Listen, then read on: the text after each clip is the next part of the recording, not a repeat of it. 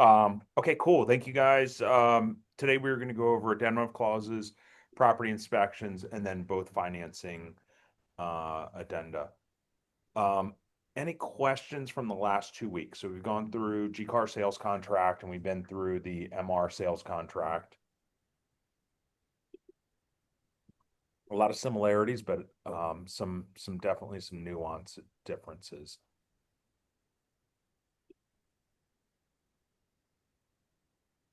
Okay. And again, anytime you guys have a question, stop. Let's talk. Let me know where if you've run into issues with this. All right, let me grab my notes. You can see them. Oh, I pulled it up all these forms. Okay. I was just curious. You can go to zip, or do you zip forms? All right, let's get in here. So, um, GCAR addendum of clauses, right? As we were talking about building the contract, you're going to have your main chassis, which is going to be the GCAR sales contract or the MR sales contract. And now we're kind of making it look the way we want to look. For the most part, like addendum of clauses A adds in, for the biggest part, it's going to be your any credits, seller credits, and any inspection contingencies. So let's dig into this.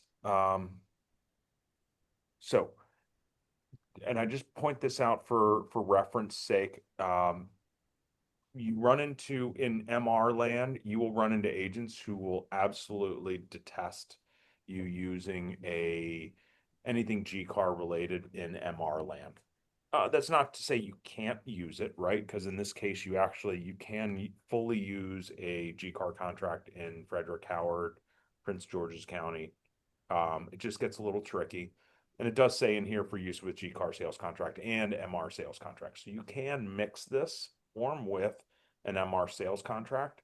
Um, just beware that the agent on the other end may really hate, um, even if it's an MR body or MR chassis.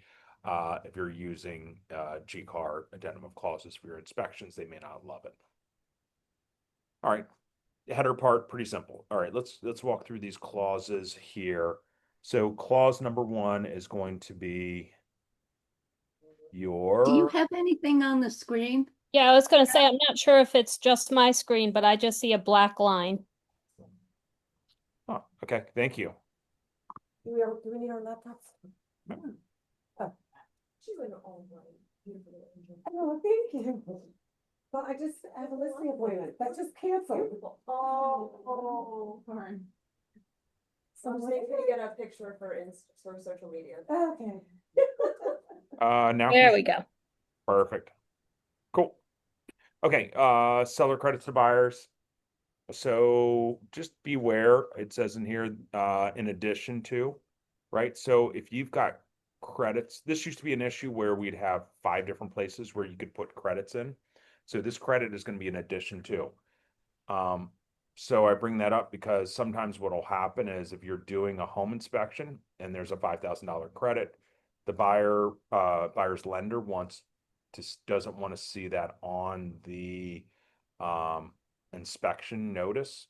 They want to see it elsewhere. Is we're gonna have to move it. You can move it to somewhere like this, but I recommend what you do is as you put it here, you remove it from the home inspection notice. So what I will do is put a line through it and say credit move to addendum of clauses, paragraph 1. And then as we initial this new box, we're initialing where it's being removed, right? Because in theory, if you leave it in that home inspection addendum, it's going to be $10,000, not I $5,000. put, see attached. Mhm. Addendum of clauses, closing cost credit. Not as good as. Yeah, I would cross it out, completely cross it out, just so it is just if some idiot attorney looks at it and decides that they're going to make an argument, they've got an argument to make, right? Good to go. Yep.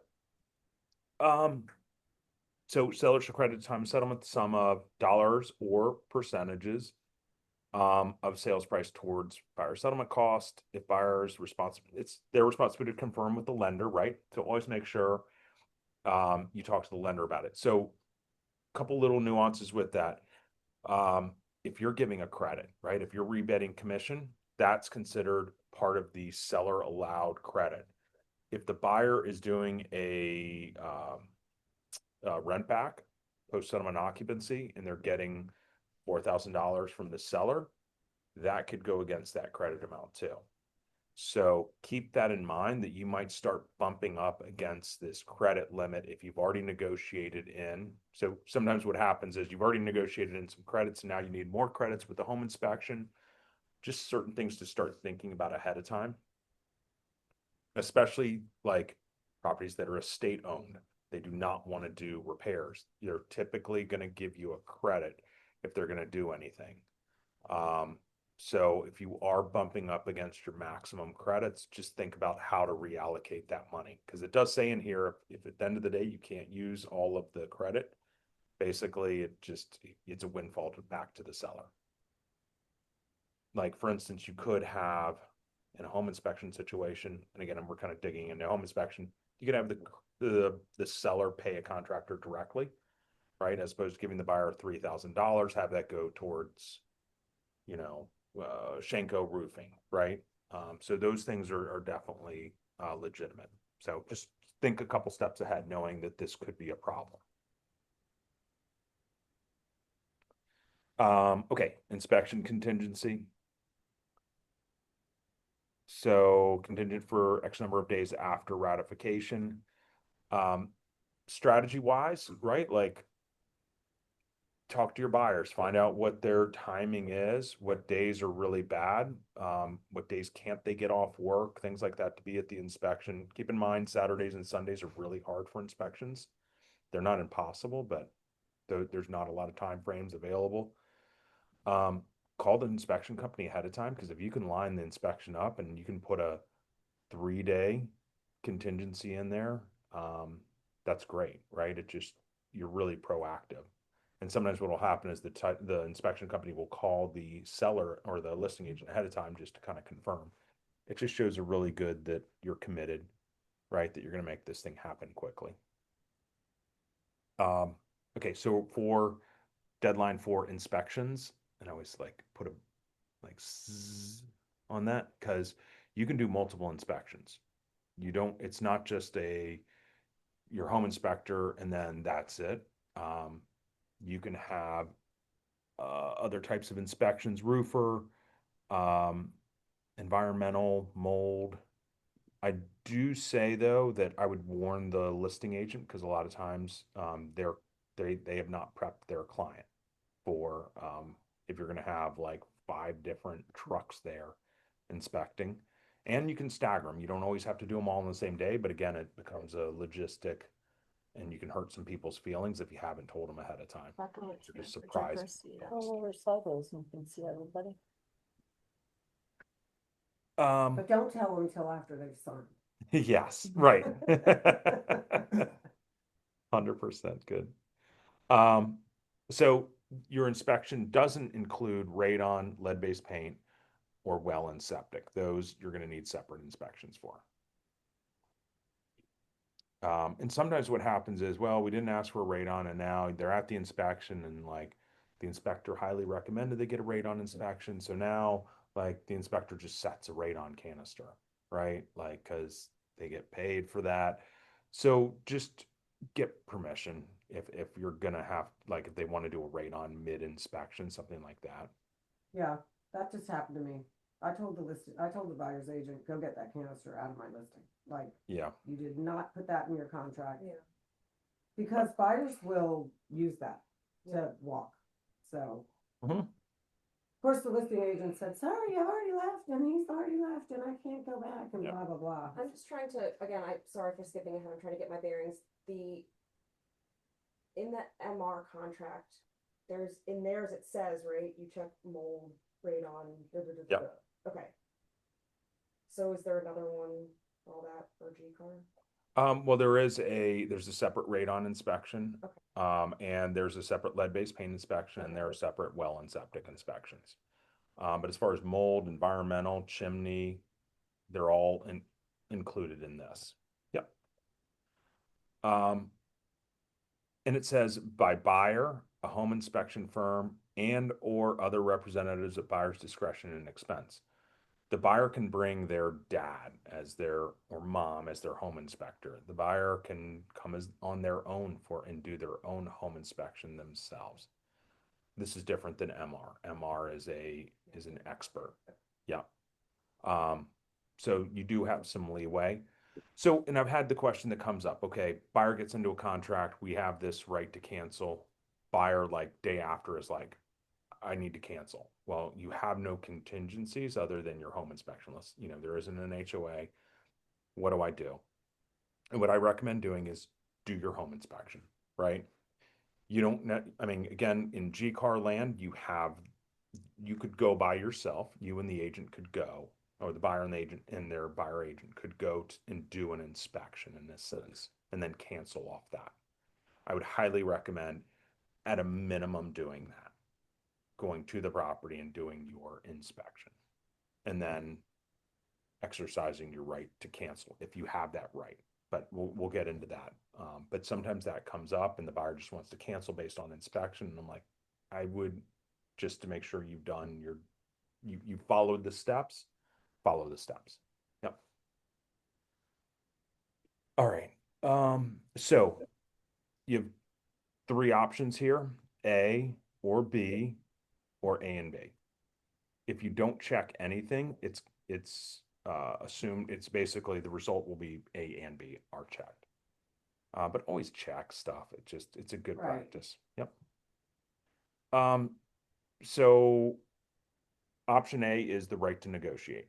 So this right will, and actually they probably should have flip-flopped these, just so it's more in chronological order. This right will terminate at deadline unless buyer by deadline delivers to seller a copy of the report from the inspection of the property together with a home inspection notice, GCAAR form, home inspection notice, listing the deficiency or items that the buyer requires seller to repair, or a dollar credit allowed by lender. So when it says upon such delivery to be, down here, the right to cancel goes away and no longer be an option. So once you start, so what happens is once you start the negotiation, your right to just void with no reason, no report, no list goes away. That's why I say like B should actually be A, right? Because if you're going to cancel, here's your cancel. But I think they were like structurally, I think they more thought of it like negotiate if you're going to negotiate, figure out if it's, don't just walk, ask the seller first if there's something that's bothering you. Make sense on that? Okay. Okay, so again, you need the report and the list. I've had many situations where agents, like, have you ever sent an email and you forgot the attachment? Right? Double check your work, right? Especially when you're sending these, because I've had a lot of agents just send the list, just send the report, and then wait 48 hours and like, oh, I haven't heard from the listing agent. Listing agent's like, yeah, bud, too bad. Like, all you did is send me the report. Oh shit. Right? Like, so just double check your work, make sure, because that's a technicality that, that's why you get paid the big bucks, is to make sure you don't make these technical mistakes. Yeah, if it's a report and a list and it's from your father-in-law, it just has to like say his name. Yeah, in theory. Yeah. But just think about it like this too, though. If you're gonna ask for repairs and dad did the inspection and I'm the seller, I'm not so sure I'm gonna trust your dad's I agree. I would knowledge. be like, Yeah. yeah, or he Yeah. wants to repair things and wants to get paid for them. Yeah. Yeah. Yeah. And sometimes what happens, people do like, so some people have brought like, well, my uncle's a plumber. Yeah. So I brought he did the addition on our grandmother's house, and so sometimes they would write up a report. I mean, that's sometimes what happens.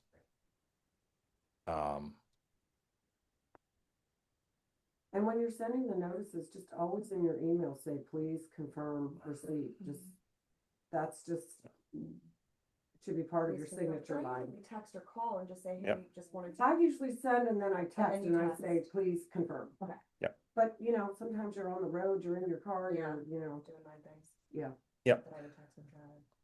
yeah, And who would?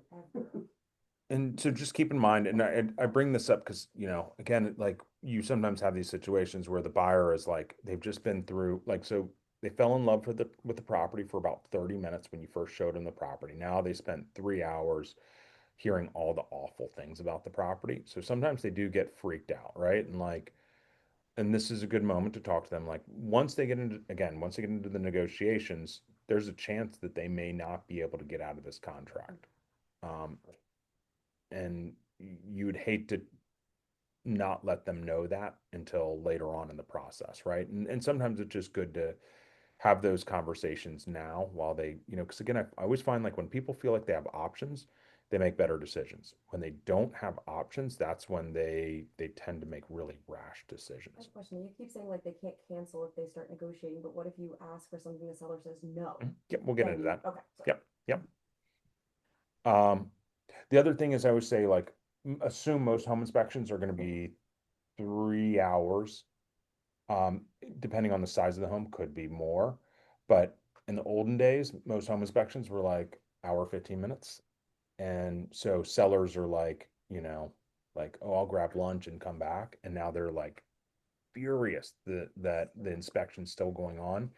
It will send a beautiful contract sideways, because the seller assumed it would be an hour and it's been 3 hours. So just talk to, I would just always kind of get those expectations out.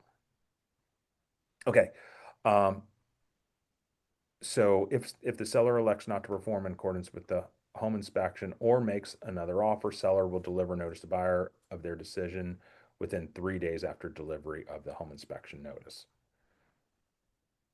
So what are their options? Their options are one, they can accept the terms. So in real world, buyer sends a list of 10 items.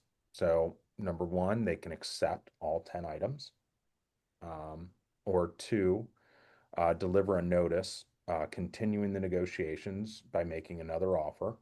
We'll only do 5 of the 10 items. Or three, deliver notice that the contract will be void. This is not available on the first go round. So option three, when the buyer sends their list for the very first time of 10 items, the seller cannot option number three yet. They cannot just void the contract right off the bat. They can though say Not 1 doing through it. 10, we're not doing any of them. Yep, they just cross them out completely. But they can't void right off the bat. And it says, last sentence, seller may not exercise this option as the first response to buyer. However, let's say buyer gives a list of 10, seller comes back with 5. Buyer says, you know what? New house came on that I really love around the corner. I want to get out of here. Get me out of this contract. Okay, we can void, but the seller, so option three, deliver notice that this contract will become void at 6 p.m. on the third day following delivery, unless recipient delivers to the other party notice of acceptance of the last delivered offer prior to the date and time, in which case the contract will remain in full force and effect. What does that mean? So we send 10 items, seller kicks back 5, we send void, we're on the buy side. Seller can go back and accept our prior offer of 10. So we could be locked in now. Now our void goes away. We can't get out. So I always just kind of sometimes I have to walk some people through that scenario. And you may be in a situation which I had recently where we went back and forth like for 2 weeks, probably over a roof, because home needed a brand new roof. Seller's roofing company was 10,000, ours was 18,000. And we just got into a drawing lines in the sand, and the seller wound up giving us a void. We just couldn't come to terms. So basically I just made sure everyone understood, hey, there's a 3-day period before you put the home back on the market and start accepting offers or think you're going to accept offers. my buyers still have 3 days to accept your prior offer. I feel like you need a flow chart for Can this. I Yes, mention something too? yeah, please do. If you're on the listing agent side and you accept an offer where the buyer's agent wrote in 7 or 10 days for an inspection, and then you take 2 weeks, now your property's been off the market for 24 days. So think about not like limiting, I wanna see 5 days or 3 days. Yeah. Which sometimes just can't happen. But Yeah. I would think about that when you're on the listing agent side, because you don't want your property to die in Yeah. 24 days over a roof or something like My that. last one asked for 10 and I was like, no. Way Yeah. too long. Yeah. Which is Yeah. very common in Frederick County and Howard County, and they do a lot of Asked 10 for days. longer, yeah. 10, 14, I'm like. Yeah. that's And crazy. sometimes around holidays. Here's the other thing to think about is sometimes I realize that when people are rushed to make decisions, they make bad decisions. Therefore, so I'm on the buy side. I submit my list to Mac. He's the listing agent on Friday night, Friday night. I sent him my list of 15 things, right? So now Mac, day one is gonna be Saturday, Sunday, and then Monday. And that's right. No room to get and I've asked him for a new roof. I've asked him for a chimney expert to come take a look at the chimney flukes. It looks like something's really wrong with the chimney. It's leaning away from the house, right? And like Max Seller may be willing to okay, let's practically look at this, but I got one day, right? Follow all these people. So sometimes there's you can say, well, F you, I want an answer Monday, right? You'll usually get, and that's what I've been in that situation sometimes, and I've given the agent what I call a placeholder response. We're going to we're not going to do this, or this, but counter us back because we just need time, right? Or we can try to extend the deadlines, but you got to be really careful about extending deadlines because technically, I'd say from a legal point of view, it doesn't really say in a lot of these negotiations that it really starts opening up timelines. So you really have to make sure you're really careful about if you're going to extend a deadline as opposed to deal with the list, that it's dealt with properly, that everyone's accepted your extension. Just because you've responded with an extension, Right. I don't necessarily know if you have the right, it becomes a legal thing. Right. Because it's no longer property condition, you're talking about modifying the contract. Right. Okay. Which becomes a little bit of a technicality. So that's something you just, again, if you're getting those lists, if you're getting a list that you're sending to the listing agent or you're receiving a list on a Thursday or Friday, it's going to become a little bit of a problem because your 2 of your business days are eaten up by the weekend. Can I just say one more thing too? Yeah, Sorry, Jeff. yeah, no, please. On the listing side, sometimes the MO of the buyer's agent is to wait till the 10th day. They know by day 3 what they're gonna do, but they know if they wait for 10 days, that now they've got your house off the market for 10 days, Yeah. and your seller's really gonna have to think about that. So it can get really, Who hurt you? just. I'm joking. I know. So, you try to get smart, and you try to also get a feel for the agent on the other side, like who they are and what their reputation is like, and that's hard to do too, so, Yep. I don't know. Yep. But I've been hurt I and did burned. feel kind of bad because something with I had buyers coming in from Arizona and they wanted these massive time, it's 10-day home inspection, all of these things to sit and wait. And I felt sort of bad, but I mean, my buyer wanted what they wanted and the seller agent kept giving up, 10 days. And then we had them off the market for so long. And then the clients found something that really wasn't a big deal, but they were like, nope, we don't want it. We're, just take it off. And I said, look, sorry, they're going to pull the contract. And the agent was like, no, we'll work it out. And I feel like, my buyers kind of got what they wanted because she just kept giving into all those things. And at that point, Did you work it out? I know my buyer's quite large. Nice. See, but that is deliberate on some agents. Yeah, I mean, I wasn't doing it No, I know. like to Yeah. be that Yeah. agent. It Yes. just, but I Yeah. mean, in the back of my mind, I kind of knew that. I was like, well, Right. if they don't want to negotiate, they've been off the market for quite a while. And it gets tough, you know, and Strategy. Again, I wasn't that person. Really wasn't. and it can be tough because if you get into a negotiation where you're, and like, lack of a better word, where you're just bending each other over, someone gets bent over at the end. There's a loser, and there's more to come because there's all these other kind of contingencies. There's a post-settlement occupancy. There could be a pre-settlement walkthrough. There's all these other opportunities that someone can get a pound of flesh back. So I just always keep that in mind, like, protect your client, right? Like, as best you can, but also realize like you can just get way too antagonistic, and if you feel the other party's doing that, sometimes it's good to like reset. They keep asking for all of these like long contingency periods, all of these. Understand why, right? Like Yeah. what's going, can explain to me, Why? yeah, what do you need this time for? Yeah. Like, or is there another way to go about this? Because then you kind of then narrow it down to, okay, this is really what the issue is, and what are they really asking for? So if you can try to present some other solutions, or get them to come up with some solutions. So, yep. And at the end of the day too, it's not your decision to make. Yeah. Like a lot of agents, you call them and they're like, "Oh, and it's like, it's not your house. Yeah. You don't, this is not your decision to make. So sometimes you have to just gently say that, well, let's see what your seller or buyer feels. Yep. And I always say, like, when it comes to these lists, like I always joke about Newton's law, right? Like every action has an equal and opposite reaction. If you come at my seller with 37 things, they're probably going to come back with like 2 items, right? They're going to be pissed. So come with a reasonable list, have some reasons why. And then, I find that you get a more reasonable response back.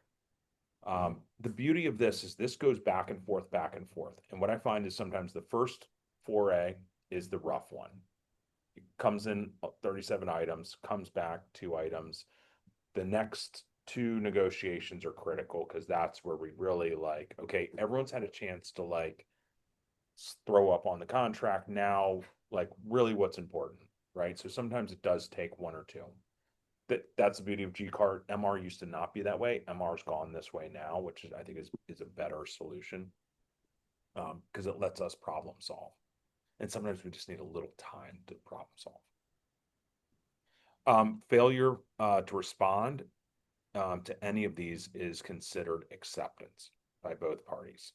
So that's just a really critical thing, making sure you have your timelines. And again, GCAAR land, the day end, your last day, your 3rd day is 6 p.m. So sometimes just getting any answer, a placeholder answer, is better than no answer.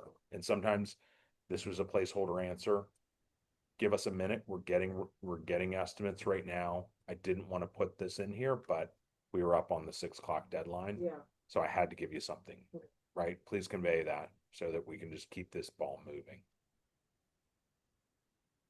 And then B is void. This is only for the buyer's first response to the home inspection. Got it? Any questions on that? All right, so keep in mind 3 days, right? This can be different than MR. A quick question. Let's Yeah. say the 7-day inspection contingency period after the inspection on the first or second day. After like 3 days, the buyer says, okay, we'll move forward.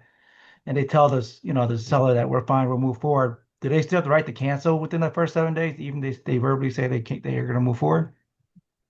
It's verbal. You need it in writing. Yeah, I'd say you need it in writing. I mean, you can convey certain things verbally in the state of Maryland. That's above my pay grade, whether that would be considered, delivery of notice verbally, but I would put everything in writing. And again, that's as an agent, everything I deliver verbally is always conditional. Maybe, might, should, could. Okay, let's say it's in writing. let's say 3 days in, we put in writing, hey, boss, inspection's done, buyer wishes to move forward. And then day number 5, they have a change of heart and some, they want to get out for whatever reason, and they have the right to cancel, checked off, do they have the right to cancel? Depending on what that language looked like, I would say they probably lost their right to void. Okay. But again, it would kind of depend on what that language looked like, but I'd assume that that would be the case, that the seller would take that as. And again, it's not like there is a, like, you just throw it into a Scantron machine and it says, nope, buyer has the right to get out. All of this gets to be, if the seller doesn't feel you had the right to get out, then they're gonna hold your deposit up and make you fight for it. So, The question is if you do 3 days and you get the inspection on the third day and your report doesn't come until the fourth day, what happens? um, I this- mean, that's the thing, that's the concern I have about 3 days. It's too short yep, and that's because yep, you're you're right. cutting it off at 3 days. And then what happens if the third day, that kind of thing. Yep. Um, You just don't schedule that tight a timeline then. Right, And you make sure exactly. your inspectors know exactly what you need and when you need it, and I mean, I would do 5 days, but sometimes you're in competition and 3 days is the winning number. Right. No, I Yeah. understand that. and I'll let my inspector know that, That's like, what I was gonna say. When you're writing your offer, you call your inspector and say, hey, if this is accepted, can I get you in there tomorrow? Right. Right. and again, I mean, like, if it came down to it, I mean, could you have a dummied up report too, right? That just is your report, maybe. I mean, I think there potentially is some loopholes in this. And you could get something from the inspector, at least some type of note. I mean, I think there's some workarounds here because there isn't in MR, it's a little more black and white because it has to be like an expert, so there is some. I think there's a little bit of gray in here, but again, I think the best thing to do is stick to the black and white and, yeah, get the report and get a long enough timeline to get your report. Because always assume it's going to take most inspection companies, because they're doing this digitally now. It's going to take them probably not until that night, right? So yeah, 6 Right. p.m. is gonna really hamper if you're on the third day doing the inspection on the third day. All right. Any other questions on inspections? Because that's kind of the big push on this one. All right, 3 additional as-is provisions. This is kind of what we used to call the hard as-is, because our contract moved from seller required repairs to an as-is contract, which we deal with now. This added in some more terms to make it a like hard as-is, meaning we removed the clause for being free and clear of trash and debris. You can remove the WDI and termites. You can remove well and septic, and you can remove HOA condo notices. And it says except as otherwise specified, because in the property maintenance paragraph, it does have clauses that pertain to the walkthrough and some other things that it says the rest of the paragraph is maintained. And C, the seller is going to have the smoke detectors, carbon monoxide detectors in place and operational in accordance with the jurisdiction of the property. Make sense on that? The only thing that I really, and I don't know, this might not be the right time Oh. for this question, but with the HOA, if there are violations and it's not as is the seller responsible to correct those violations? Cause this just happened to Camille and I, and we got in this big place of confusion. We weren't sure if they had to do it. Yeah, GCAAR is very specific about it. MR, This was MR. yeah, MR, it's a little light on it. It doesn't necessarily run at it. GCAAR runs at it. You can go directly to a paragraph and say that here you go, you have to do them. MR is not that specific. So it does. So, you could just write in that if there are any, HOA violations, seller will, provide a letter that that it's been re-inspected and the Yep. violations have been cleared or something like that. Yep. But you need to do that when you write your offer, not after. Yeah. I guess if it's contingent on the HOA docs and you get the letter with the violations, though, you could walk on that if, Mhm. Yeah, if the seller doesn't agree. right.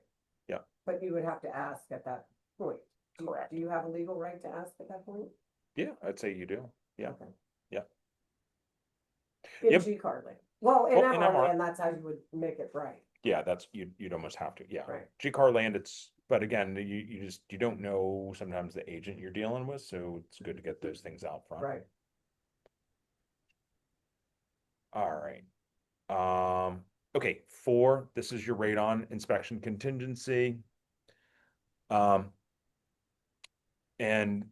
I don't know if they've correct, I don't think they have, but there has been some like, what's the difference between the NRSB and the NRPP? So, there is so let me go back.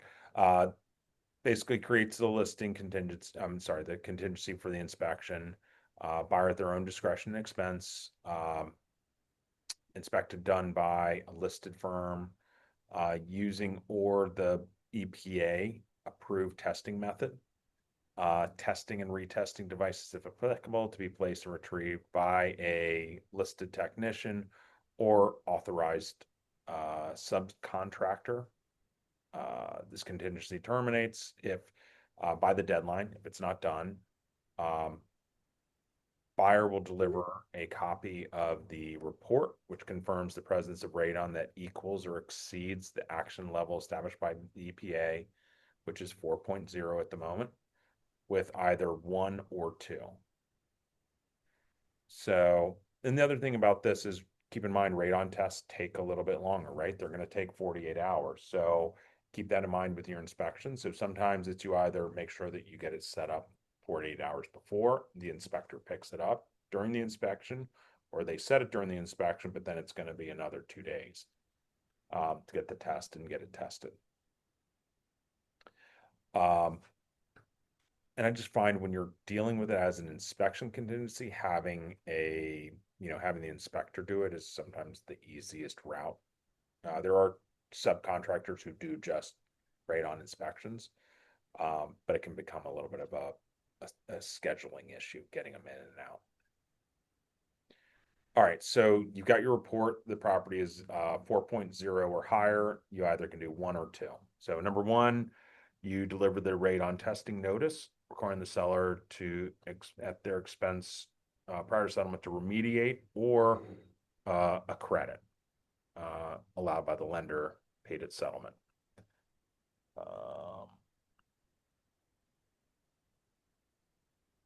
So the seller is going to be required to use a approved remediation firm who will provide written verification that the required remediation has been performed, including a retest. Sometimes some of these firms don't do retests because some of the remediators don't do the testing. They say we don't do it. You're gonna have to hire a separate company to do the retest. And then if seller elects not to perform in accordance with the testing notice that the buyer's delivered, then we get into this 3-day, back and forth where they can accept the terms, they can modify the terms, or they can void the terms. The seller may not, again, similar thing. So if you deliver, seller's going to remediate the radon levels below 4.0. Seller cannot on the first go round say void, right? They can say they're not going to do anything, and then the buyer can, then we get into the void. Then void becomes, that option 3 becomes valid. You guys following me? Similar thing to what we talked about on the home inspection. And again, failure for either party to respond is considered acceptance. And then the buyer has the right, one or two, and option two is just right off the bat, declare the contract null and void. Make sense? So on the listing side, if that's not filled out, that means that the seller has to pay for having a radon test. Yep. So what do you think about the delivery of the results of the radon test if they're whatever they are? Okay, because I'm gonna start writing in, because I've been hurt on my contracts that seller will deliver radon testing results at settlement. So you can just stop asking me 1,000 times for the results. Yeah. Like, you know what I mean? Like, it Yep. can be a problem. Buyers, you know, they see that it came in high. They've lost their right to negotiate now. Uh-huh. Yeah, so here, what Maria's talking about is part B is for Montgomery County contracts only, buyers must deliver test results by deadline, or this contingency terminates, and seller is then mandated to perform a radon test and provide results to buyer on or before settlement date unless seller is exempt from radon test disclosure. So either this period passes and the buyer doesn't do their test, or they this is not a live paragraph. They never asked for this. So seller has to in Montgomery County deliver radon results so long as they're not like an estate. They have to deliver radon results prior to settlement. Most listing agents are going to deliver them as close to settlement as possible. So it says prior to settlement? Yep. So it's prior to settlement. Yep. If you did the test on the day that you accepted the contract and now you got a result that says it's 27 and you've sat on that until the day of closing, could that be a problem? Yeah, Yeah. So don't test until, right. I mean, you know, it is again, the buyer had every right to ask for an inspection. If it was going to be a big deal, they should have asked for an inspection. Right. That no one precluded them from asking for an inspection. Montgomery County has decided that this, for their own reasons, basically because all the schools are being tested, that they don't want all the liability of being the only people who've ever tested for radon in any place where your children have had any interactions.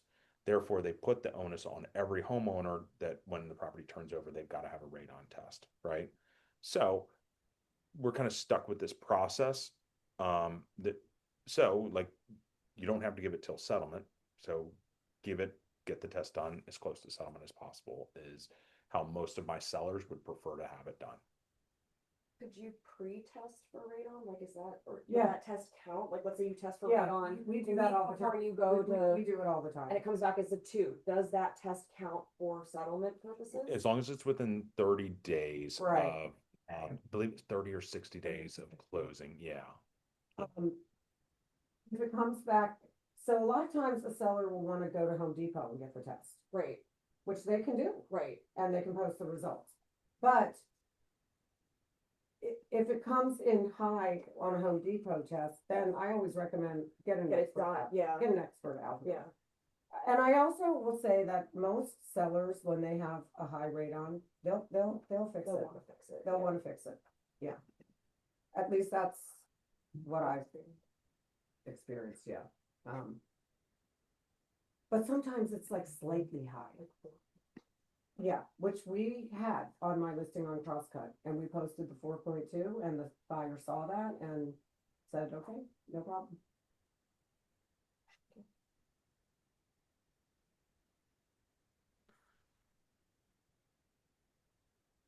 I'm just going to try to see what the stipulation was on the length of time.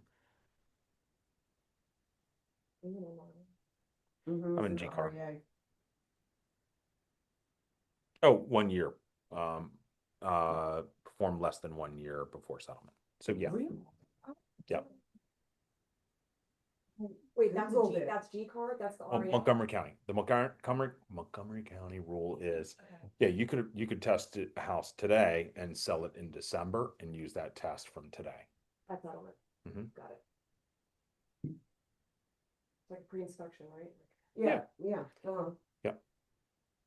Um, yeah, and some sellers may elect to retest as well. Can you repeat?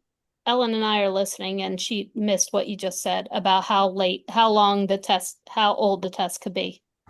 Yeah, it says in here, the seller of a single family residence, unless otherwise exempt below, is required to provide the buyer on or before settlement date a copy of a radon test result performed less than 1 year before settlement date. Okay, thanks. Yep. Okay. 5 holding deposit checks. This is probably never going to be used unless you were using an MR contract with a addendum of clauses and you're using the MLTA form. Deposits being held by a title company, and you're delaying the check going in. The GCAAR contract handles this delayed check going in. So this is going to be rarely ever used. And then 6, licensee relationship. This is your chance to disclose. I get this question a lot. Just like, well, it's my sister's brother-in-law. I'm like, if you're asking me, yeah, just it can't hurt. And you just never want to be in a position where if you're asking the question, probably someone else may ask the question. So just throw it in there. It doesn't hurt. And then 7 additional provisions. What would go in here? Sometimes like a response deadline,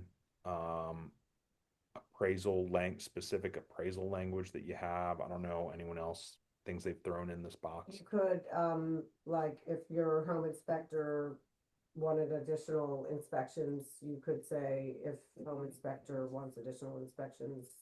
Not here, you No. wouldn't need it. Nope, because you have all that right in paragraph 2. You got free reign as long as it's not radon, lead, well and septic. Yeah. MR land, we'll talk about that. MR definitely. If they Yep. want to bring mom and dad back, Mhm. after the contract's been ratified, sometimes, Yep. An agent will say, no, sorry.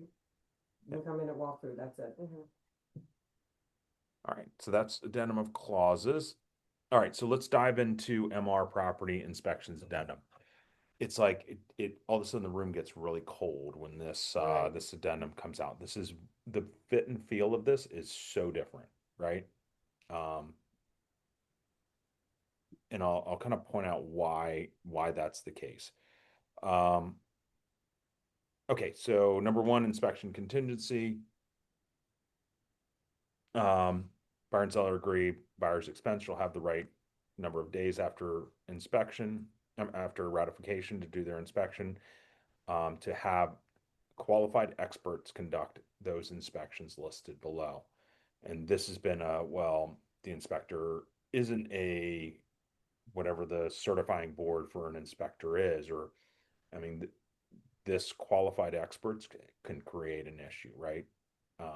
If they are bringing in the brother-in-law who is a plumber does great work, or a builder, right? Like maybe, that could be argued as not an expert, right? Like I've had this argument with people, so I gotta tell you, it happens. So just be really leery in that situation where the buyer, like in a GCAAR land, the buyer wants to cancel, and I said, just at least go with you and the buyer. That's going to be your inspection. In this case, you would have to hire an inspector to get out on the inspection. And literally the inspector could walk through the front door and buyer could just cancel the inspection at that point. But I'd say to be really careful and you want to use this, you got to walk through those steps or consult your attorney. Okay. Conduct those inspections listed below in subparagraph A that are initialed by both buyer and seller. So they do more of a menu of inspections. So A, and then this is where, like, here's the different attitude in the contract. The purpose of the inspection selected below is to discover unsatisfactory conditions, if any, of the components and systems of the property, right? So there ain't nothing wrong here. I don't know if you're going to find anything wrong. The future condition and performance of the above systems and components are not warranted by the seller and are not to be considered subject to this addendum. The inspections are not capital NOT for the purposes of making items of routine maintenance and cosmetic nature the subject of future or further negotiations between buyer and seller. Don't even ask for it, right? Just read that to your buyer. Yeah. Like, read it, but, the future condition and performance of the above systems and components are not warranted by, okay, so they're not warranted, but if the furnace is working, but the inspector says, not for long, baby. Yeah. What does that mean? It's not, does that mean seller doesn't care? Does that mean the contract doesn't care? What does that mean? So yes, I mean they're basically trying to set the tone that this inspection is, if there is anything wrong with the property, because there probably is nothing, absolutely nothing wrong with the property. But if there is something wrong, it shouldn't be of a end of its useful life, and it should not be considered routine maintenance or cosmetic in nature negotiations. Is that said that this buyer still asked for that stuff? Yes. Could an art agent argue that you didn't have the right to ask for that? Absolutely. I just don't, I think the tone and tenor of this is very seller leaning. Yeah. Yep. We're doing an inspection right now, and there's a wall. It's like a retaining wall, and it's a cosmetic, beautiful wall. Well, the home inspector said it's a safety hazard. It needs a railing. Because if a kid was up there and they fell off, they could get hurt. What is that? What is that? Is there a county rule? There is a county code for how Yeah. high a wall can be without having a railing. So where does that? We're trying to negotiate that in the Yep. home inspection right now, but we're, no.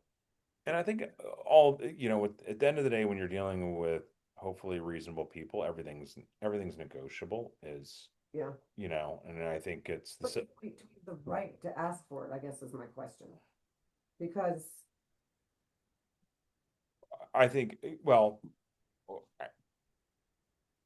based on this paragraph, do you have the right to ask for it? I mean, it's a safety concern. It could be code. I mean, I think you probably do have the right to ask for it. Mhm. I think the more common one is the HVAC is 25 years old, Right. and buyer's asking for a $2,000 credit right, for the HVAC. That in theory does not fall within this negotiation. right. Does it happen? Yeah. Could the listing agent claim that, your request is invalid because it's asking for? I guess so. I mean, I think a judge would have to determine whether this paragraph really would have constrained you from asking for that. Yeah, it's, and I don't love it because right, because it sets us right in the middle of making that decision. Because then it's like, well, I guess, I could ask for $2,000 for something else potentially, and so even like, and then I've had this where I've seen some GCAAR only agents react to this addendum, and they're like, as a listing agent, they're like, hold on, structural mechanical only, right? Like, so your inspection is just for the mechanical systems and the structure. You're not opening windows, you're not doing other home inspector item things then, right? Or, so that's where it does create a very limiting, in a sense, home inspection. On the street, everyone does a regular home inspection. Everyone asks for the $3,000 credit on the 25-year-old HVAC. It's just, I think this is the reason why I really don't love some of the stuff in here. Yeah. Well, so on one of my contracts in the additional inspections, I'd have to go back and look at the actual wording, but I know you and I discussed this. We literally put, and any other things that the inspector deems whatever, Right. that was the language. That's what I was talking So like, about, okay, yeah. does that, Mhm. that would include windows, right? The inspector's like, I gotta check these windows out, windows don't work, well, that's a problem. I need to check the HVAC system out, so I feel like adding that in there would then. All the time, Yeah. Yeah, all the It time. covers it It's then. very smart. I'm gonna Yeah. do that. Yeah. Just, anything I'm else gonna we always do find, that. yeah. Yeah. Mm-hmm. That's Yeah. a really great idea. What was it they found? It was like the new sprinkler systems, right? The backflow valve is supposed to be replaced every like 5 years. Like mine's definitely like 20 years old. Right, but theoretically, like that's not a structural or mechanical thing, right? That's a, It could be, it would be considered mechanical based on it's part of the plumbing system. but again, Yeah. if you put any other things deemed necessary to inspect. Yeah, when the agent comes at you with the Webster Dictionary of mechanical, that's when you know you're in you got a problem. Yeah, and I've had that before. So how do you say it exactly? Any other, Hold on, I Yeah. think we went back and forth over this language. I'll see if I can find it. any other, I put in there any additional inspections noted by home That's what it was, inspector. something, yeah.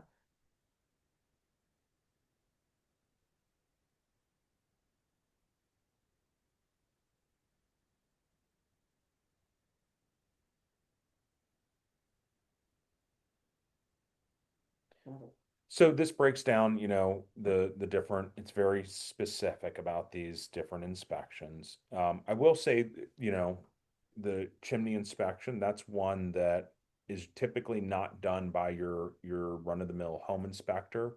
That if there is a chimney issue, that's gonna need another type of inspection. So you're covered in GCAAR here, you want to include that to be specific. WDI is built into the GCAAR contract. It's not in the MR contract. That has caught some agents off guard who just assumed it had been in there since the beginning of time, and now it's not. It got changed over COVID. So just keep in mind, like, this is your only it's really chance. hard to get used to that. Yep. It's really hard to get used to that. Yep. You got it. Because too, Camille and I just forgot to do one, and it's a VA. I have a question though. Oh, well, VA. So in here, Oh, it says VA. yep, VA. But you have a deadline. Does that go away if it's VA? Buyer's right to inspect well and septic and other items shall be through separate addenda. Buyer intends to obtain financing through the Veterans Administration. Buyer retains the right to conduct an inspection for wood, destroying insects at their expense pursuant to VA regulations, notwithstanding the agreement of the parties stated therein. Yeah, so I don't think you can get the inspection done. Anytime. Yeah. So has that changed for VA with But- contracts that they are now the buyer's responsible for paying for their inspection? Yeah, that's changed with VA. Yeah. Yeah. Oh my gosh, I didn't read it, so I didn't know. So the buyer has the right to do it, but the seller isn't obligated to negotiate with you. Oh, They could get denied their financing based on VA. why is the seller not, because it wasn't written Wasn't in the negotiated. inspection? Yeah. We wrote it in, we just forgot to do it. Well, we didn't forget, we thought somebody else was doing it, somebody else thought we were doing it, and it didn't get done. Okay, so I have a question. This might be a really dumb question. But let's say you have a home inspection done and you checked off structural and mechanical. And they come out and they start checking your structure.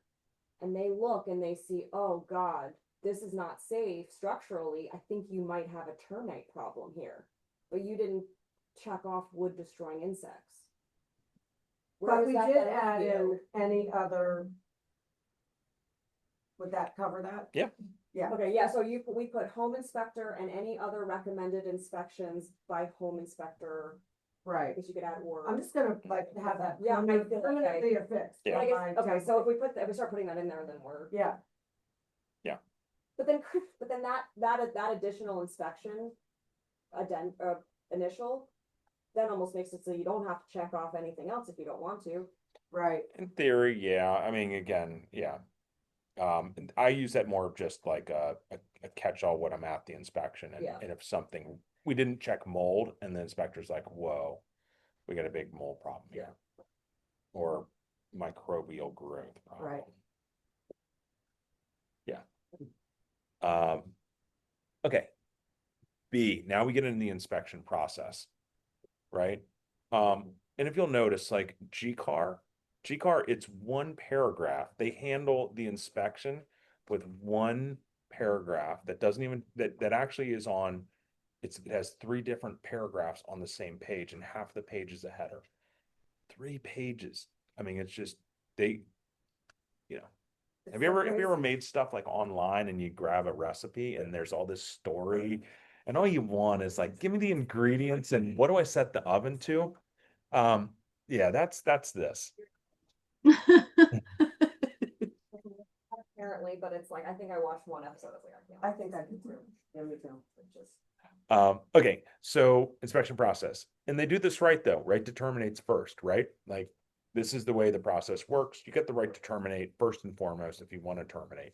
So if the results of the inspection are unsatisfactory, buyer may terminate the contract by delivering unilateral notice of termination of sales contract by deadline. Buyer is not required to specify the basis of buyer's dissatisfaction. Buyer's right to terminate the sales contract as stated in this subsection expires at the deadline, right? MR has 2 different types of, how you void a contract, a unilateral or a mutual release. In this case, they direct you use the unilateral. Option 2 is the right to negotiate. Instead of terminating the contract, as per the paragraph above, buyer may make a single written request, and this is important, for repairs and or seller credit based upon buyer's dissatisfaction results of agreed upon inspections. The right will expire at the deadline unless buyer delivers seller a copy of the inspection report together with written request. Same thing here, report and request that seller makes certain repairs or agree to a credit. The parties acknowledge that the buyer's lender may approve, right? We get the lender back in here. Okay, so should buyer attempt to deliver multiple written requests for repairs and or credits to seller prior to deadline, seller shall only be obligated to consider the first such request received, which creates a problem. Because in my world, I would much rather you did your home inspection, we're waiting for the mold results, we're waiting, the WDI is coming in 2 days, and the radon results will be here in 24 hours. Like, I'd much rather let's start tackling some of these things as maybe as they come along. It really, you got to wait to the very bitter end. If you've checked off, structural mold, radon, chimney, WDI, we got to wait till all those results are in before we can give our one list. but you could verbally say, Yeah. maybe if Yeah. you're willing to start looking at these things, right? I mean, you could just start the dialogue. Yeah, like agent calls, you had the home inspection go terrible, right? Like, we got a big problem. Yeah, we got to wait till all these other things come in, but just want to give you a heads up. This is, yep.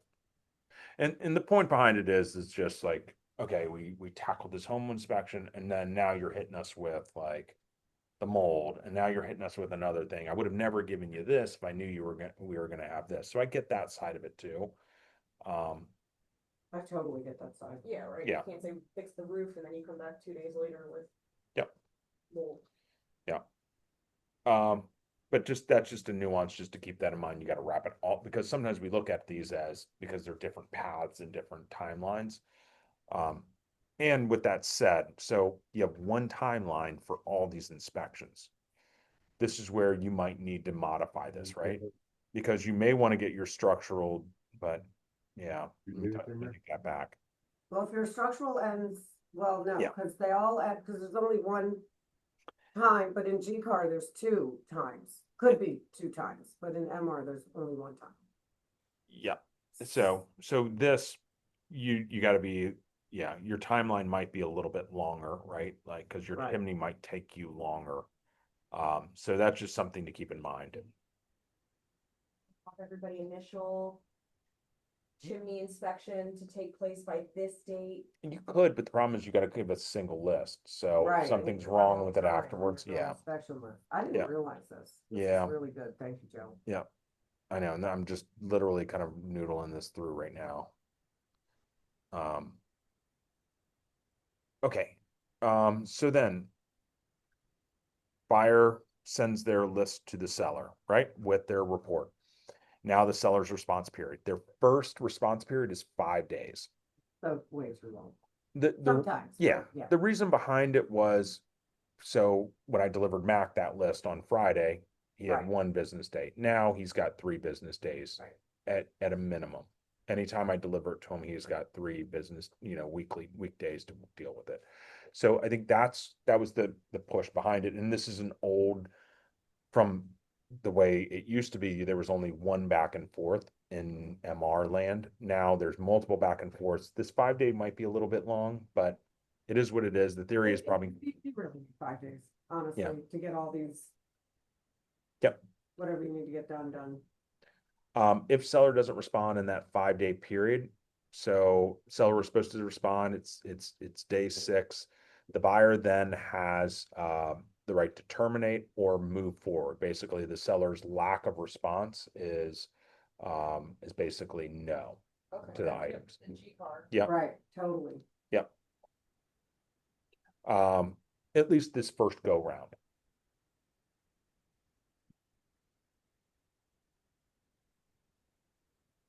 So, so seller may elect to terminate the contract, waive request and or seller credit to which seller will not agree, in which case contract shall remain in full force and effect. Or provide that seller has responded to buyer, continuing negotiations by delivering a counteroffer.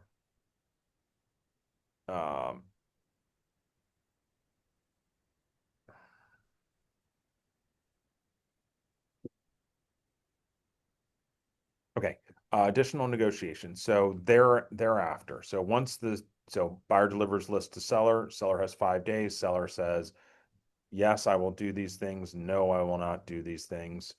There and after the 2-day back and forth. So buyer can deliver, so seller delivers their counter offer, right, of 5 items. Mac said 10. I came back with 5. Now Mac has 2 days to either accept, modify, or void. If Mac voids, though, in this case, it's done. There is no clawback. Yep. So contract termination deposits, if either party elects to terminate the contract of sale in accordance with the terms of the addendum, the contract shall become null and void, and deposits shall be dispersed in accordance with the deposit paragraph. So GCAAR, you got a clawback, you got a little bit of a safety net. MR, you don't. The buyer backs out, is the seller entitled to the report, or is that? Well, if the buyer does B little I, no, they're not entitled to the report. Can they? Yeah, you can still, yep, absolutely. And I would recommend, I do recommend asking for the report. Because what I find on the other end is you go back on the market, and the next buyer goes, why did they back out? I don't know. You don't have the report? Nope. I'm always like, bullshit. And there's times I've actually sent, I was working with an agent in our office, and I was dealing with the Redfin agent on the buy side, and they terminated and gave me just like a verbal. And we wound up and inspected the verbal they gave me, and I asked for the report, and they wouldn't give me the report. I sent that email to the buyer's agent and said, here's my request for the report. They refused to give it to me, right? Here was their response. It created some transparency. For them, what would be the benefit in not giving you the report if it was? Well, if it's a really bad home inspection, plus they might want to just stick it in your eye and give it to you anyways. Which But agents will do. But it's well, some buyers are like, well, I bought this report. You're going to use this report to improve your home, and they're mad at you. They don't want to give you the report because it's one word. What it was, but it was like an offer to. My buyers didn't want to give them the report unless they bought it from them. Right. Mhm. So they said, we'll give them the report, but they need to pay for it. So what are they paying for, like, the inspector, like? Yeah, cost for of it? the cost of Yep. the inspection. I kind of feel like that's a little bit fair. Or pay for half or something, or. I mean, I think it's a really bad inspection, and you paid that money, and you're now, you didn't see things. now my buyers have to move on to another house. I mean, we just had a They buyer. didn't do it for $1,500. Yeah, I mean, Between the well, the septic, the home, Yeah. 1,500, I feel like half would be, I feel like half is fair. I mean, can't tell the Yeah. buyer, that's up to the buyer, but. I split Yeah. with them. Yeah. Um, and again, we get into this, we talked about this a lot on disclosure, like, well, I don't want the report. Yeah, you know, and I think there's some agents who are like, don't give me the report. I've even seen like with walk and talks or, you know, like you're forbidden from telling me any of the results of the report. And that's where you get into a major disclosure, you know. I mean, the seller or agent, Yeah. cause the they're, listing I don't agent. wanna know, cause if I know, Yeah. now I right, know. they need to know. Yeah. Okay. Yep. Thank you. Bye-bye. Okay. Okay, rights obligations of buyer and seller. So seller's gonna make the property accessible. And any damages created by the home inspector, the buyer will correct. And then here's just a little tricky thing that they slipped into this paragraph 3. So if you've agreed to items of correction, the buyer shall have the right to reinspect the property upon completion of the repairs or corrective action by seller to confirm that the work's been performed in a good and like manner, and all repairs and corrective actions which seller agreed to perform. So in theory, I fixed the plumbing issue that Mac negotiated. 30 days from closing, Mac could potentially come back in and reinspect in 30 days is what this says. It doesn't say, like in most cases, you reinspect everything at the pre-settlement, the 5-day pre-settlement walkthrough. Here it doesn't say that. And so this just creates a little bit of a hold on. So you're telling me the buyer can, upon completion of the repairs, the buyer can come in and reinspect. So the buyer could come back because we had an electrical issue, a plumbing issue, an HVAC issue, and a deck issue. They're coming back 4 different times, plus their pre-settlement inspection. I don't know. Does that have to be by a professional, that paragraph? Does what? So in MR, you have to have a certified professional doing the work. Well, You then have to have a certified professional come in to re-inspect the work. It doesn't say that. It just says the buyer shall have the right. Yep. All right. Conventional financing, and then I'm kind of rip through these as quick as I can. Sorry, I'm just going over. Okay, conventional financing addendum for Montgomery County. So for use in Montgomery County, Maryland, and Washington, D.C. So this is one you can't use outside of this, but it doesn't say for GCAAR purposes only. I always warn people, do not mix financing, MR contract with GCAAR financing and vice versa. Do not. It's just a recipe for disaster. Okay, specified financing. Again, I told you guys, look for these capitalized definition terms, specified financing. Specified financing is what comes below. Buyer will obtain first deed of trust. Always fill these blanks out. Don't say market, put in a percentage. Because when you have an undefined negotiable term, potentially you could have a voidable contract. I'm not an attorney, but attorneys have told me that before. So I just push that information along. This is a new thing in here is paragraphs A and B. So the lender that issued the lender's letter will be the specified financing, or a lender whom the buyer made or will make written application within 7 days.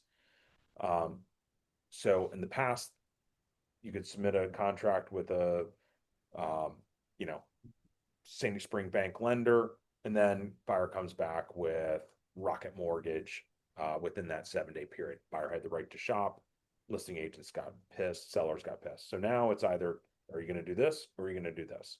Are you done shopping or are you continuing to shop? If you're continuing to shop, you got to get it done in 7 days, but you got to let us know you're shopping for a lender. And shopping doesn't mean, oh, we're going to FHA now, or we're going from an 80-20 to a 90-10. Nope, it's the terms have to be the same. It's just your lender can change. And then should buyer fail to make written application as required, or fails to provide a new pre-approval letter after that 7 days, buyer will deem to have waived their finance contingency and alternative financing applies. And any change from the above, any change from this means you're getting an alternative financing. Right. So if you're just, and sometimes that happens, your buyer's just unsure. Do I go, well, I want to save some cash. I want to go 90-10. Do I go 80-20, get a better monthly payment? Right. Like, so some of that is you got to be really careful as to like, well, then let's stick with if we're going to go and be a little more risky, then maybe we put the riskier one in here and then we can fall back and do the safer one. It's just, going from safe to risky, you wind up jumping into alternative financing, and you may not have that safety net. Same exact kind of clause for the second trust. I rarely see people do second trusts right now. Maybe that'll come back. And then this contract is contingent on buyer's ability to obtain specified financing, capital SF. This is capital SF. All right. Alternative financing. The financing contingency shall not apply to any alternative financing. Buyer may apply for alternative financing, which include but may not be limited to any term changes or change in lender as described in the aforementioned specified financing. So the buyer can change anything up and go to alternative financing, but they must be qualified for that. There's no additional expense to the seller, and settlement isn't delayed. And if the buyer fails to perform, they're in default. And default is kind of like the buyer gives up their deposit paragraph. And again, this is really good with buyers because a lot of buyers just assume like, well, I can change lenders, I can shop programs.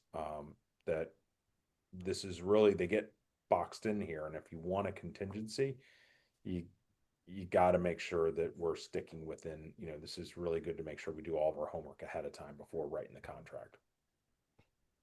Okay, 4, seller's option to void the contract. So the seller has the option to void the contract. And a lot of people get confused with this, that this is like, let's say this is 21 days. At the end of the 21-day period, all of a sudden, like the deposit gets magically sent over to the seller. That's not what this means. This just means the seller has the right to cancel the contract. Yep, and the buyer gets the deposit back. It could be something where the buyer's, done something just egregious to become like in a default situation. But if you're voiding it and the buyer has, because the buyer could have in theory, like on prior to closing, won the lottery, now they have the cash to buy the house and you voided the contract. Buyer could argue that you never gave me the full opportunity under alternative financing to do something else. So that's why if you're going to use this, it's really your seller gives up their rights to the deposit. Okay, so this becomes the capital FD financing deadline, a conditional commitment for financing from the lender. And then they define what a conditional commitment is. And it's basically, it's after initial underwriting review, full audit. Conditions can be final underwriting review, final title review, and other underwriting requirements, if any. Conditional commitment shall not contain any conditions for the verification of income, assets, employment, credit, but may contain conditions for re-verification, right? Because that's sometimes you need a VOE, verification of employment. Just at the end, they do that. So the purpose behind the conditional commitment was it was to create a channel of communication between the buyer's agent or the buyer and the seller, where we are in the process, that it's not just well, if I tell the seller I've got a commitment, but the bank's telling me I really don't have a commitment, I don't want to tell them I have a commitment, right? So this kind of allows the buyer to communicate better with the seller that here's where we are in the process. It is out of my hands at this point. They've telling me we're good, but we're only good if all of this sticks. And so now it kind of takes the seller's ability to kick you out of the contract. Following the financing deadline, but until buyer delivers conditional commitment, the contingency will continue. But after that 21-day period, in that case, you can declare the contract, the seller can declare it null and void. upon delivery of the commitment, the contingency will continue. I mean, the buyer still has the right, if something happens, they lose their job, let's say 2 days before closing, they still have a finance contingency. If settlement doesn't occur on or before settlement date and the financing contingency hasn't been removed and the buyer is not in default, settlement may occur at any time thereafter. However, once the settlement date is passed and until settlement has been completed, seller may deliver a void, except in the case where the seller is in default. So this is a tricky one because sometimes you get up on settlement date and it's like, what do you do, right? Like the buyer's still working on their financing. So it allows the contract to keep going, that the buyer doesn't automatically, like, because you missed settlement, you're in default. But I do say don't hang on this paragraph. Try to communicate that. Let's get a settlement extension. You know, I think that's going to be your best bet, is to communicate that well with the other side. And then 5, removal of the contingency. So the buyer can remove the financing contingency, but they have to provide evidence of that they're able to complete settlement without obtaining the specified financing. So if they remove their finance contingency but fails to make settlement for any reason not permitted by this contract, then they're going to be in default. Their deposit goes to the seller. Financial rejection, right? They need to deliver a copy of their written rejection to the seller. All right, appraisal contingency. So this gets a little confusing. So and this is where, and I've talked to GCAAR about this, and they kind of agree, but I haven't gotten an answer. How do you correct this? Except for I figured one way. So if the contract is contingent on financing and such specified financing is declined based on the appraisal, buyer will not be in default, even if the appraisal contingency has expired or has been removed. What does that mean? So what it means here is, so you got this whole paragraph. So let's say the contract is contingent on an appraisal, and appraisal comes in, everything's good. But then the underwriter looks at the appraisal and says, hold on, 2 of these comps are 7 months old. I want the appraiser to come back and bring in new comps. Appraiser can't bring in comps. Now all of a sudden we're getting in a situation where the property doesn't appraise, buyer can't qualify. That it does create a kick save moment for the buyer, that they can potentially get out of the contract if there is something that happens with the appraisal, happens later on. Right? That can make some sense, but let's say the buyer put in here is not contingent on the appraisal. And then there's a problem with the appraisal. I can imagine a buyer says, well, we remove the appraisal contingency, our financing is contingent on the appraisal. So there's still a contingency. So if you're the listing agent, someone submits a contract that has they're going to do financing, but it's not going to be contingent on appraisal, I would cross out 7. I would cross out that header, and I would cross the whole paragraph out. I wouldn't just rely on is not contingent on.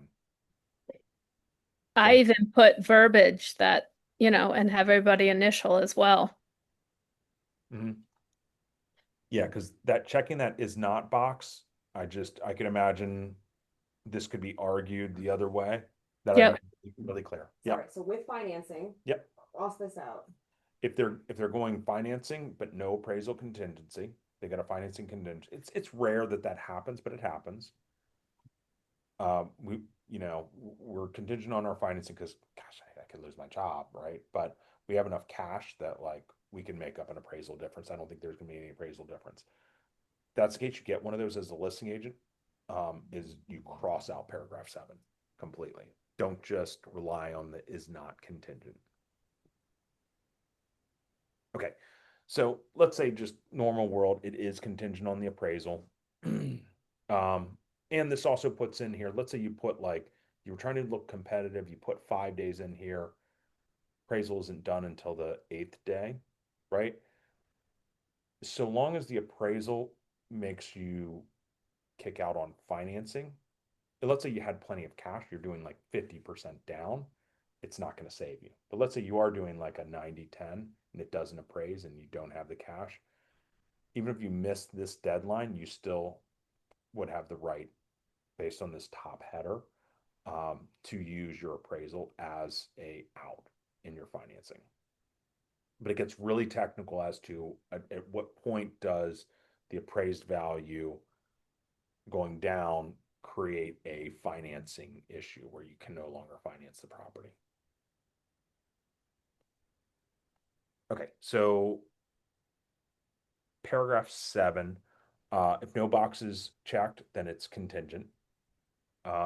Negotiation period. So you get your appraisal report in, deliver to the seller your appraisal notice and or addendum requesting to reduce the sales price to a specified lower amount, not less than the appraised value. This leaves it open that you can, let's say it appraised for 50,000 less, you could go back to the seller and just ask for 20,000 off, right? So it does allow you to go back and negotiate the appraisal at any specified amount, not less than the appraised value. And that's a nuance different than MR, just a technicality. And then this creates a 3-day negotiation period. So once you send that report to the seller, then there is a 3-day negotiation period. During that 3-day negotiation period, you have to work everything out. If you can't work it out, the contract would go void. Which creates a little bit of a, because there's always that, well, what's it hurt to ask? If you send a appraisal negotiation, potentially, let's say the seller has a backup offer, seller just lets your appraisal negotiation sit there, contract goes void, they go work with the next offer. So this can hurt, right? So you just got to weigh that, right? Like, so sometimes letting the buyer know that upfront. Does that make sense? There is no back and forth, back and forth. There's just a 3-day zone that you have to operate within when you start that negotiation.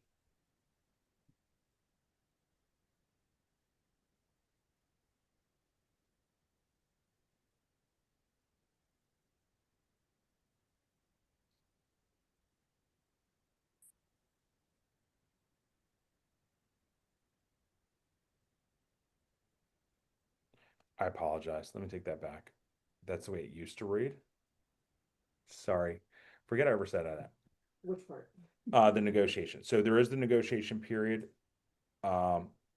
If you can't come to terms, the buyer can void it in that 3-day negotiation period. This is a change. Thank you. Sorry about that. If at the end of the negotiation period you can't come to terms and the buyer doesn't void it, then the appraisal contingency is removed and the contract remains in full force and effect. Oh, I'm sorry.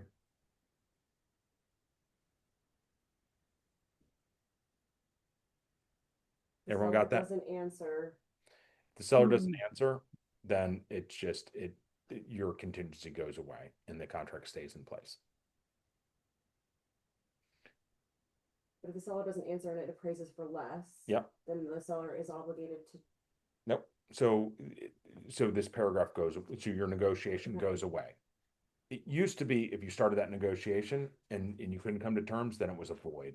Okay. Now the contract stays in place. So the property buyer would be obligated to make up the difference. Yep. But then we go back to if the financing won't, then they can get on financing.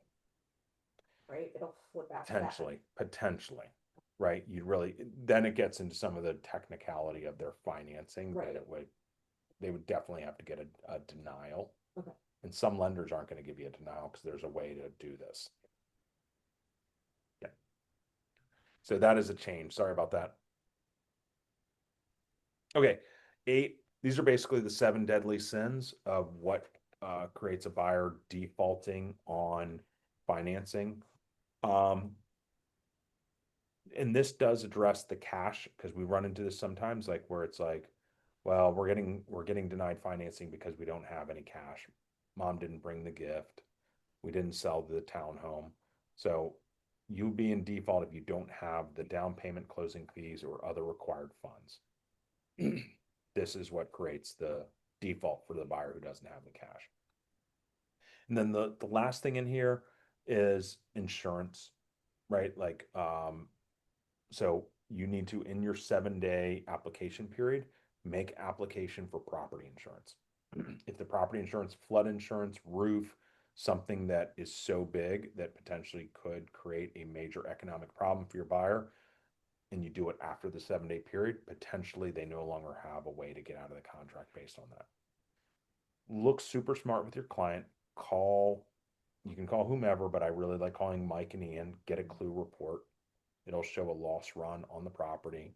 Sellers had hail damage in 2019. They had a $15,000 claim. They didn't replace the roof, right? Like I had that happen. So you really learn some good information.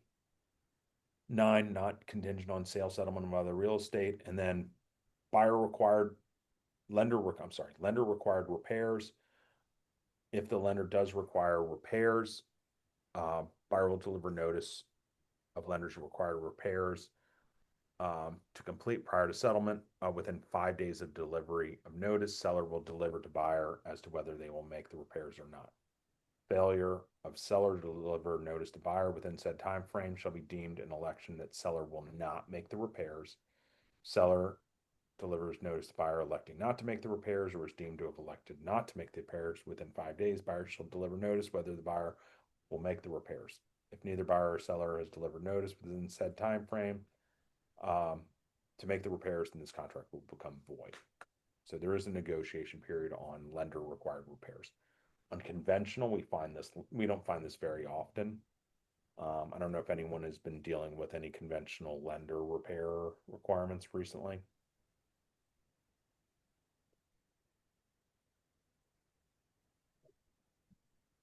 Okay.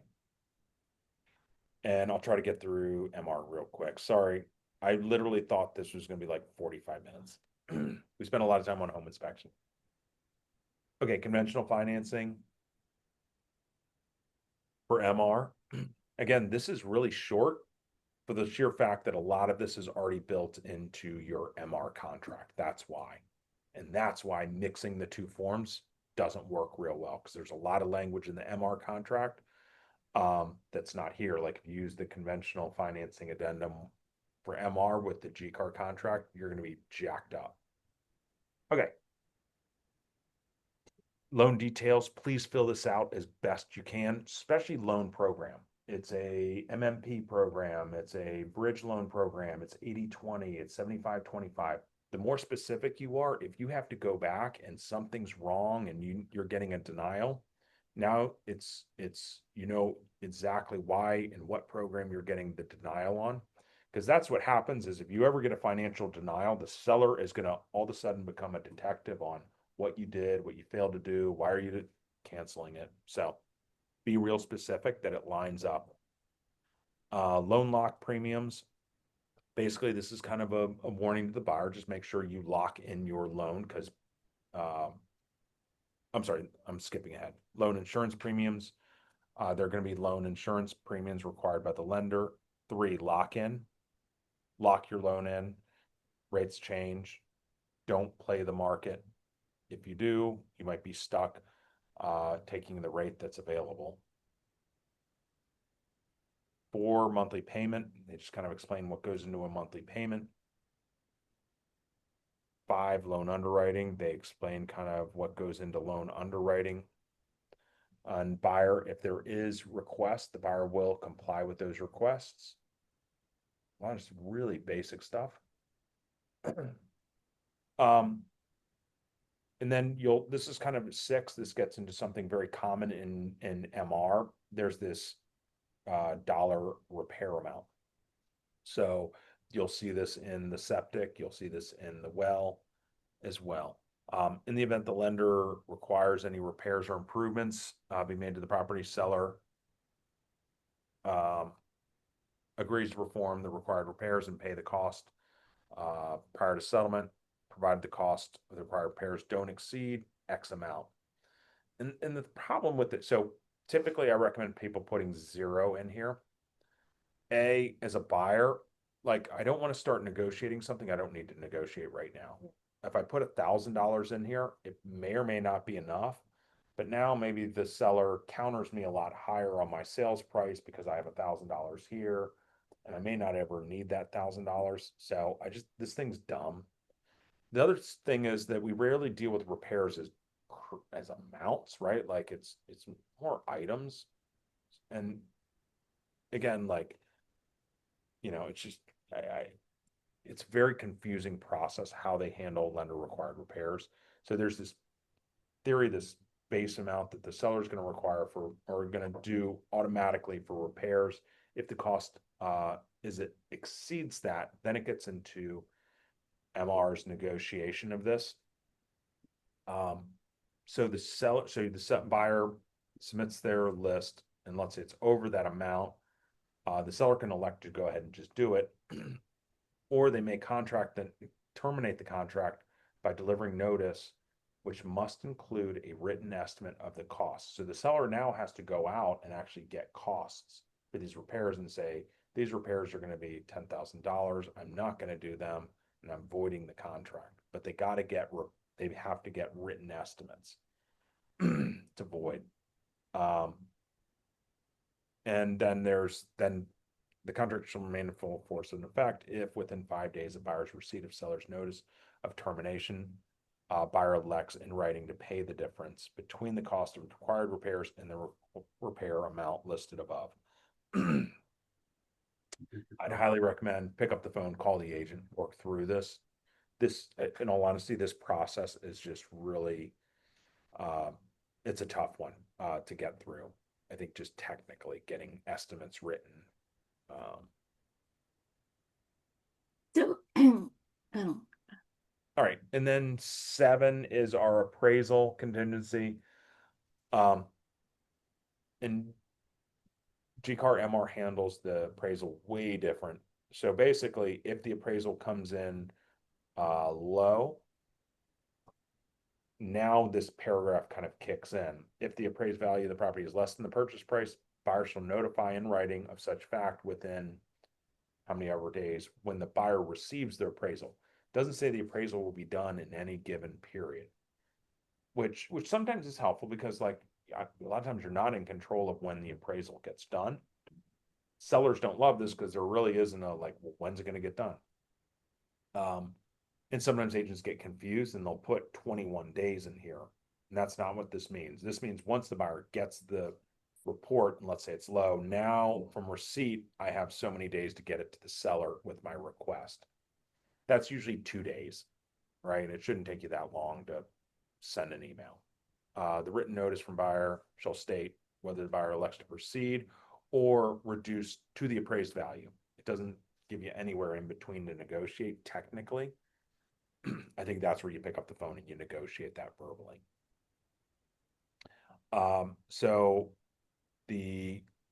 upon receipt of buyer's request, the appraised seller may, upon written notice to the buyer, not later than X number of days.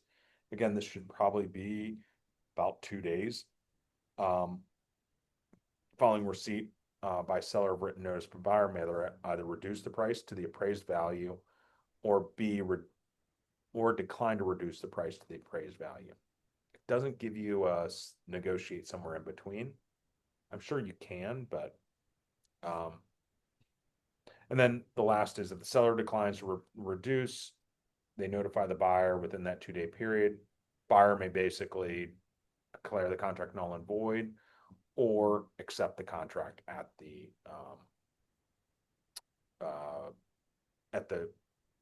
higher price, right? Move forward and pay cash to make up the difference. And then failure to respond. Let me see here. The contract will remain in full force and effect.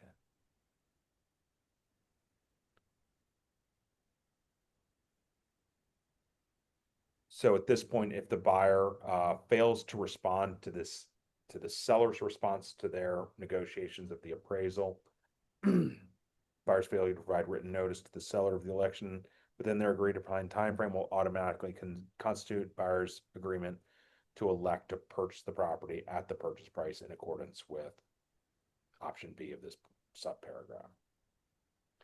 So that is the MR financing.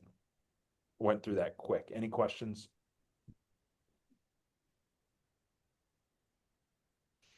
So definitely, like, you start seeing some of these differences between the two, how they're structured, but then also how to handle them.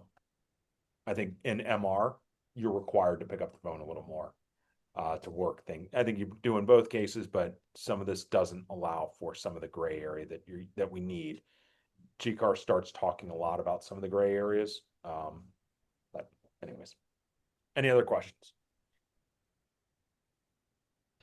Okay, things for next week. What do you guys want me to cover next week? I was gonna do buyer, yep, buyer agency agreements. Yep.